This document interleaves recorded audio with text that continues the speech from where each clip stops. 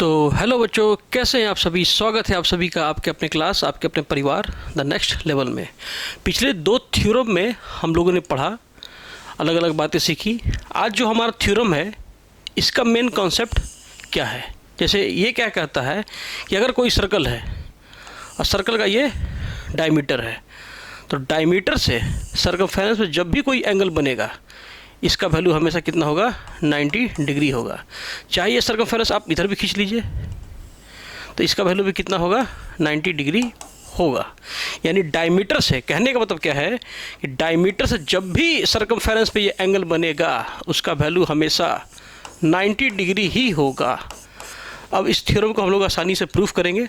आप सभी को पता होगा कि अगर ये कोई पॉइंट है, इस पॉइंट को हम 20 से कट कर दें तो यहाँ कितना डिग्री का एंगल बनता है, 180 डिग्री।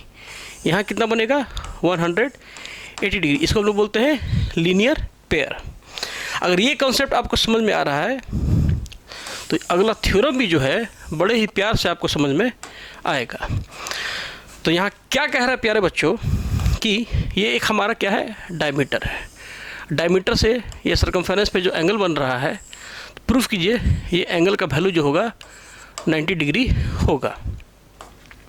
तो हम लोग आते हैं अपने थ्योरम पे, लिखते हैं। सबसे पहले क्या है कि let O is the centre of circle.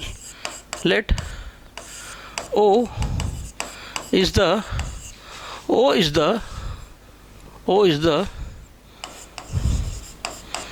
Centre of a circle. Proof क्या करना है भैया, हमको प्रूफ करना है टू प्रूव दैट, हमको प्रूफ करना है कि एंगल ACB इक्वल टू कितना है हमारा, 90 डिग्री। ये हमको प्रूफ करना है।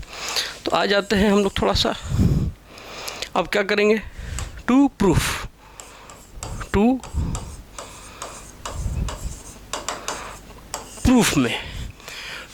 में क्या है भैया कि हम सभी को पता है क्या कि अगर as we know that if same arc formed two angles, पहला कहाँ, at circumference, at centre and its circumference, then तब क्या होता है, हमारा सेंटर वाला जो एंगल होता है वो हमेशा डबल होता है। देन सेंटर एंगल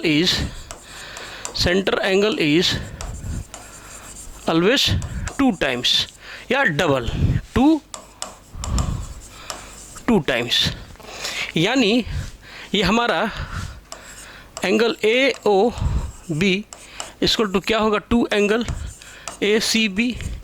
अब हमारा ये जो AOB होगा बालक, AOB हमारा कितना होगा, 180 डिग्री। ये कैसे हुआ, तो लीनियर पेयर से ये AOB का वैल्यू हमारा कितना होगा, 180 डिग्री। यानी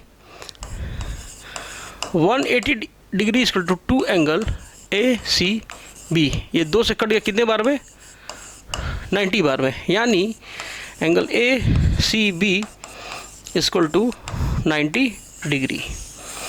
आई होप आप सभी को ये तीनों थ्योरम बिल्कुल ही आसान तरीके से समझ में आया होगा। हालांकि ये थ्योरम जो है एग्ज़ाम में पूछे नहीं जाते हैं, लेकिन क्वेश्चंस को बनाने के लिए इसका कंसेप्ट सीखना जो है बहुत ही ज़्यादा ज़रूरी है। अब अगले वीडियो में हम लोग क्या करेंगे, इस थ्योरम से रिलेटेड जितने भी क्वेश्चंस जो बोर्ड्स में आए हुए हैं ICSE बच्चों के लिए, उन सभी क्वेश्चंस का एक सीरीज़ हम लोग लेकर के एक लॉन्ग वीडियो में आएंगे। तब तक के लिए आप हमारे चैनल पे बने रहें। धन्यवाद।